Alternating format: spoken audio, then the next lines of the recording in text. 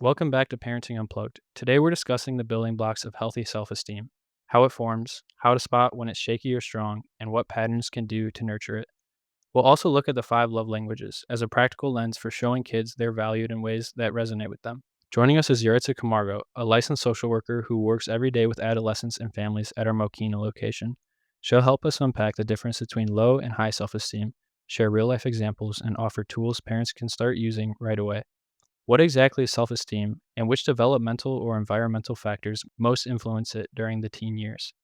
So, self esteem is defined as your overall opinion of yourself and the beliefs about your abilities and limitations. So, in shorter terms, is the feeling of self worth. Part of factors that play into it is in the teenagers, especially right now, is that peer pressure of wanting to be involved, wanting to be accepted. It goes back to sometimes even just a cultural background when parents are setting expectations for them that can be either realistic or unrealistic. When you meet with adolescents, what everyday situations, such as school, social media, family dynamics, seem to shape their sense of self the most? So everyday situations that are impacting an adolescent's sense of self now is the acceptance piece when it comes to the peers and the school when they want to get good grades, they want to strive, they want to be successful, and the family expectations literally kind of coming from their where they fall in the sibling line, whether they be the first generation, second, or third. I have found that now the school is more prevalent in, kind of how kids view themselves because if they get an A, they're like, "Okay, if I get an A, I can be successful. I'm smart. My friends will think I'm smart. My parents will think I'm smart, and then they're proud of me. But if I fail, my friends think that I'm dumb. I'm stupid. Teachers think I'm stupid, and then my parents think that I'm dumb and then I fail. So it kind of goes into the ripple effect of it starts from one thing situation, and then it kind of just spirals into different factors that shape them into how they think about themselves. What are the most reliable signs that a teen's self esteem is running low versus indicators that it's healthy and high? To see that someone has a high self esteem or healthy self esteem, you're seeing them being assertive, expressing their needs and opinions, being confident in their ability to make decisions, able to form secure and honest relationships and discontinue unhealthy ones, realistic in expectations and not overcritical of themselves or others, more resilient, better able to endure stress and setbacks.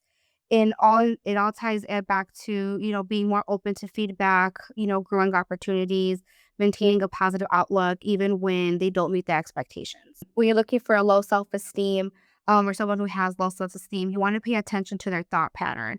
Their all or nothing thinking, whether it's all good or all bad, overgenerali- overgeneralization, assuming one negative fact rules life, mental filtering, focusing only on the negative aspects, positive to negative, disregard or reject positive aspects, jumping to conclusions, assuming the worst, mistake feelings for facts. So if you're feeling lazy, stupid, or ugly, so you conclude that you must be really stupid, lazy, or ugly, and then personalizing everything.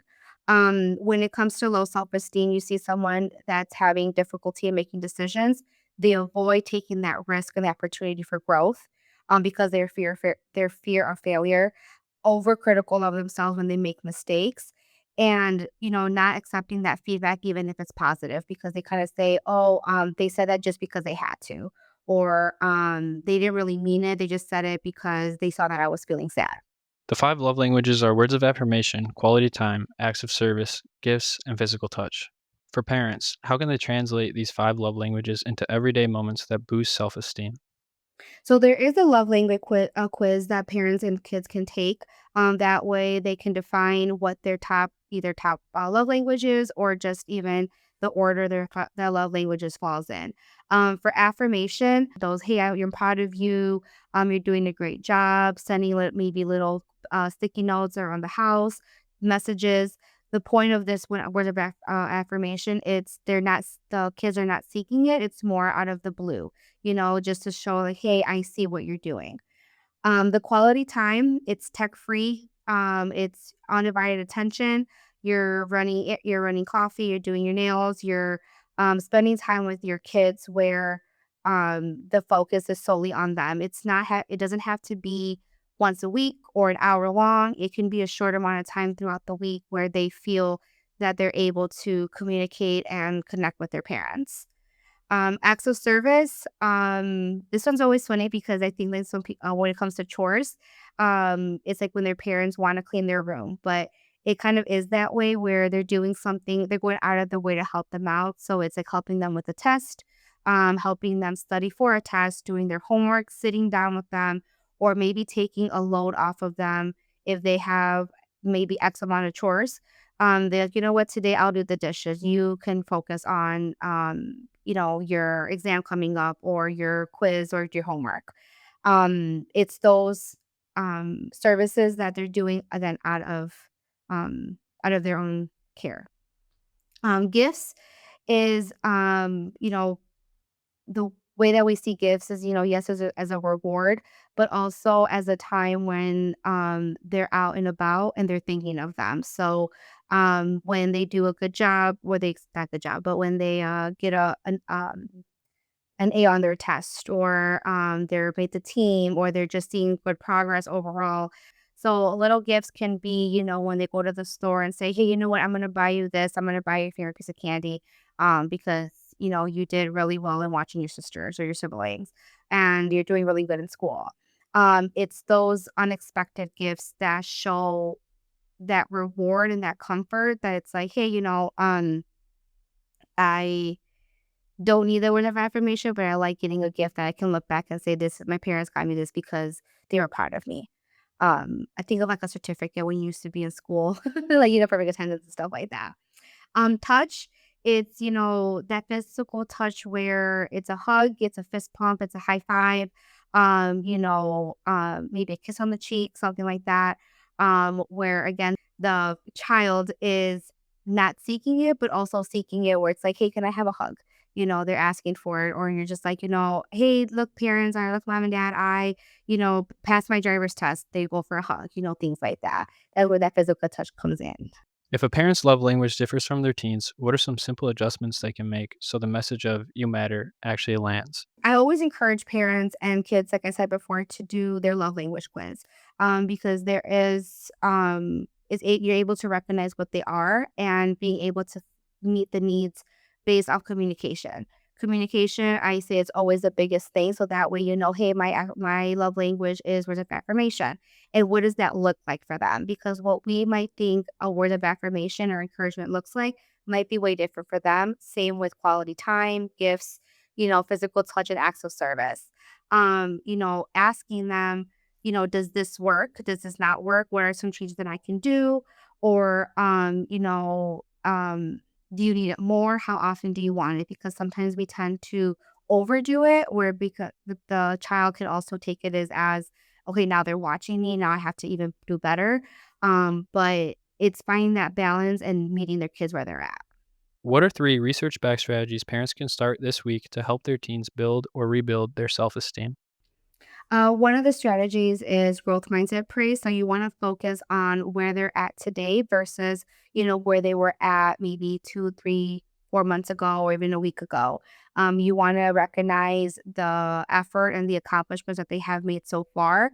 One of the things that I always tell parents is, look at the growth since the beginning of services, that they're in counseling or just in school, to where they're at now, and recognize their strengths, because just when they're going into, um, a struggle or a situation that they're stressed out about, they're not starting from 0, they're starting from square 4, 5, or even 16, because they've already gone through a similar situation that causes them stress or any anxiety or depression, so it's just they're building more on their skills. So, we wanna focus on, again, the effort that's being made and what they've accomplished, thus far.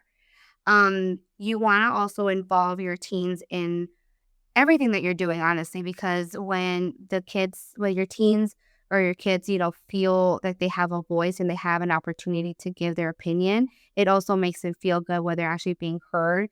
And it kind of finds that balance, that problem solving where, okay, I'm meeting my parents' needs, but I'm also meeting my needs and they're listening, and vice versa.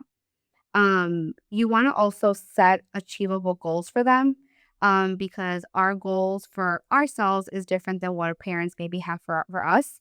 So we want to make sure that the goals that we're setting for our kids and our teens are achievable and are realistic based on how your child or teen is overall as their personality. When a teen resists or dismisses encouragement, how can parents stay supportive without pushing too hard or taking over? I have found over the years that validation goes a long way. A lot of these kids and teens are seeking that validation, especially from the people that they love and care about and are in their support system. So they see even when you're a little kid, when you fall, you look back and see how they react, right?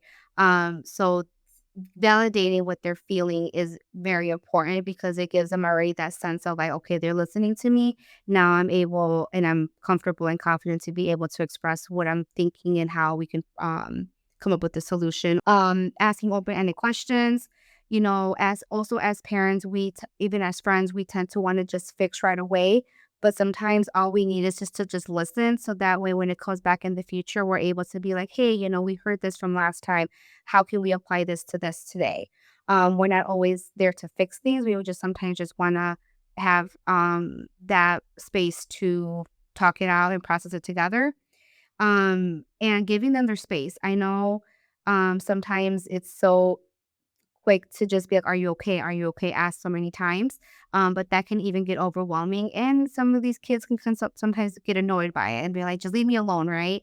And then the parents are like, "Well, what did I do wrong? I'm just asking," but that space is very important just because they're also processing and trying to figure out how to say what they wanna say, where it's more assertive versus more, like, passive aggressive or demanding or so on and so forth. When it goes to the, like, kind of, criticism, it's they're looking for when a parent is giving feedback, you wanna also make sure that it's not like, "Hey, you did great, but you can do better."